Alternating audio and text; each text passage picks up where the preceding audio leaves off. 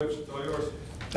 Hey, what can I say? Another great result by our guys. You know, it wasn't pretty in stretches, but man, give credit to USC for continuing to battle and try to find a way out on the road. You know, they got a young team that they're trying to bring along, and I'm super proud of our guys for finding a way to win when maybe we weren't at our sharpest at times. And the neat thing is, Olaf, big second half. Jarmal gave us big minutes. Gary, and then you look at Daniel's, presence in the paint on the glass was big. So we had key contributions when maybe some other guys didn't have their best nights, and we found a way to scratch one out, and just super proud of them. That's it for me. Talk to them. Question?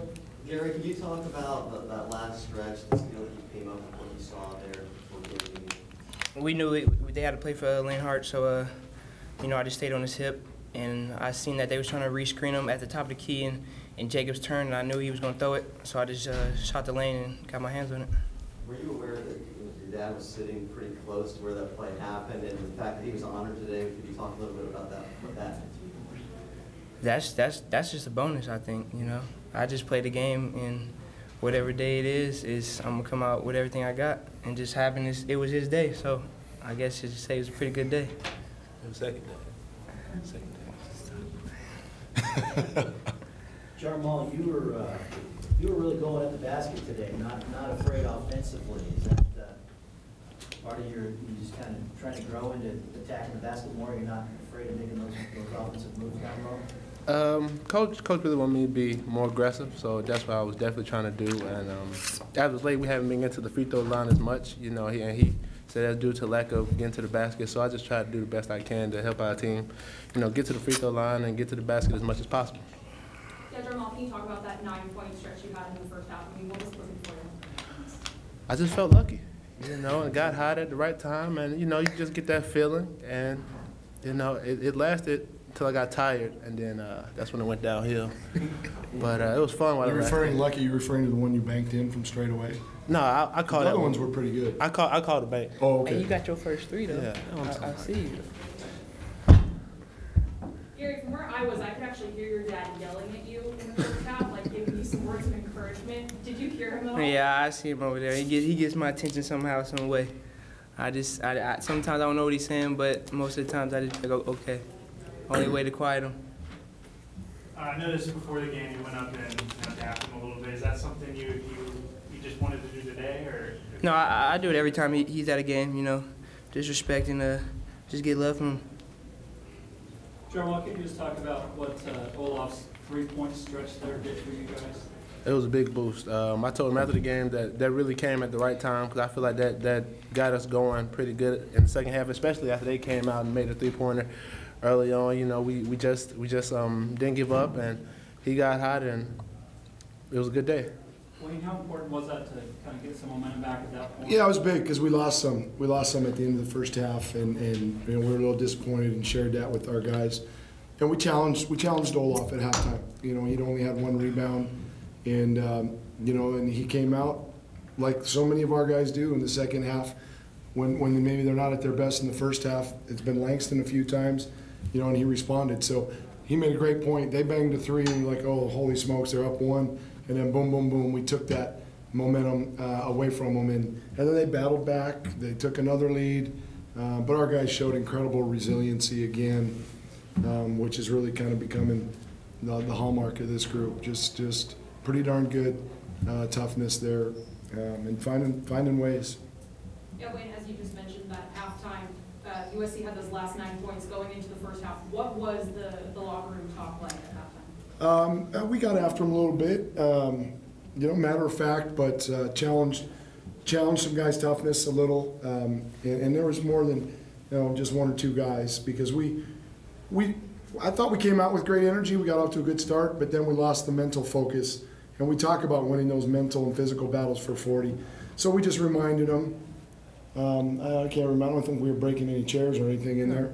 But this group understands. They respond, and sometimes we got to turn up the heat a little bit, in some timeouts. But right now they're starting to learn and grow, and I mean, shoot, they're running most of the huddles anymore because they kind of, you know, they've gotten to understand what we need to do as a team, and it's neat to see how they coach each other up a little bit in those situations. Did you tweak anything defensively down the stretch there? What was working? We went man. We went man, and it wasn't because our zone was bad. We weren't talking, and they made us pay. I mean, Reinhardt hit some threes. We stood there and watched him with our hands down, and so we said in a timeout, I can't remember what timeout that was, enough of everything that's happened. We're challenging you guys to finish this game in man-to-man where there's no excuses. You got your guy right there in front of you. Let's get stops, and the guys did that. I have to ask, because the streak continued 12-0 at home. I mean, how do you guys build off of that? Where do you go from there? Try to get 13. That's what we got to get the next one. And these guys have been really good at not. I mean, it's a great remark to pose because it's substantial. I mean, we have won 12 in a row, but our guys have just done a really good job of putting the last one behind us. Let's move on to the next one. One thing we haven't done is had great success on the road, so that's our next challenge. We did the last time out in Pullman, so let's go on the road with this circus act, see what we can get done, and then when we come home next time, we know what we need to do to make Gill what it's become. Let's make sure we continue with that. That was Gill's largest home crowd in nearly 3 years. How do you kind of just feel with the fan base kind of coming back to this? It's neat, and we joked about it a little bit in the pregame talk. We'll keep between us, but I said it's because these guys deserved it. You know, they're the reasons there's so much excitement about Oregon State basketball, about our fans coming back, Phil and Gill, because of the way they're playing, the way they're representing themselves in the program, you know, and the results that we're getting on the court. It's all to these guys, and we said enjoy it because you've worked hard to earn it, and hopefully they keep coming back. And our guys keep paying them back by playing their tails off. And when you continue to win the last 4 minutes like you have been, does that just continue to reinforce the confidence that they can continue to do that whether they're here or on the road? You hope, because you're right. It's been happening, or it's happened multiple times. And we said it again in the last media timeout. All right, here we are again. We own the last 4 minutes, and luckily, you know, we just made a couple more plays than USC did to close it out. Gary, not all teams have that resiliency that your coach was talking about there. What is it about your group that you guys have that? I just think we understand it. We get it now. They've been pounding it into us since the beginning, so we just bought in finally, and you know, we just got it going. Wayne, was there a point or a stage of the season where you think the team evolved or figured things out?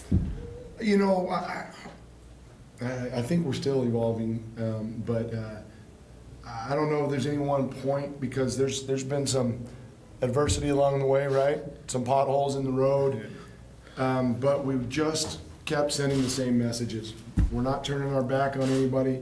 We're going to keep building this thing through attitude, effort, commitment to doing things the right way. And you know, we don't talk about we're shorthanded, that we're this, that, and the other. The group we've got, they're working their butts off for us, and when we defend and we play with intensity and focus, at least most of the time, and stay together, we can compete with anybody on our schedule, and that's what we've been saying from day one.